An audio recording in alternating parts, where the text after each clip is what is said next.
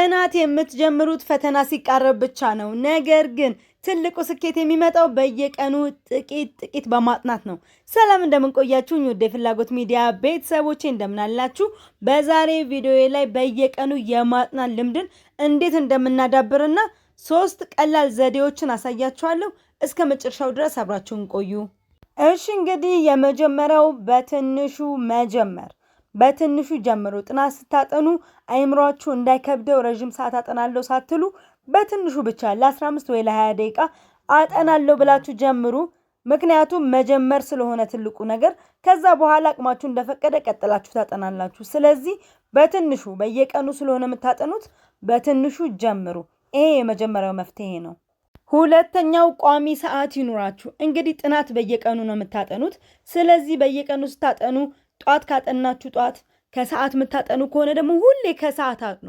ልክ ምግብ እንደምንበላው ምሳ ሰዓታችንን አንረሳውም፣ እራትን ቁርስን አንረሳውም። ምክንያቱም አይምሯችን ስለለመደ። ልክ እንደ ምግብ ሰዓታችንም አይምሯችን የጥናት ሰዓቱን ይለምደዋል። ስለዚህ ቋሚ ሰዓት አበጁ። ይሄም ትልቁ ነው። በቀን ስታጠኑ ትልቁ መፍትሄ ይሄ ነው። ሶስተኛውና የመጨረሻው አካባቢያችሁን ማስተካከል። ይሄ ማለት ምንድነው? የምታጠኑበት ቦታ ላይ ማንኛውም የሚረብሽ ነገር፣ ስልክ ሊሆን ይችላል፣ ማንኛውም ነገር በደንብ አጽዱ፣ አጥሩት። በቃ የምታጠኑበትን ቦታ ጸጥ ያለ፣ ለማጥናት ምቹ፣ ምንም አይነት የሰው ወሬም ሆነ ረብሻ ዲስተርብ የማያረጋችሁ ጸጥ ያለ ቦታ ምረጡ። ከዛ በኋላ ቀን በቀን ማጥናት ልምድ ይሆናችኋል። በአጠቃላይ እንደሚታወቀው ስኬት የየቀኑ የጥረታችን ውጤት ነው።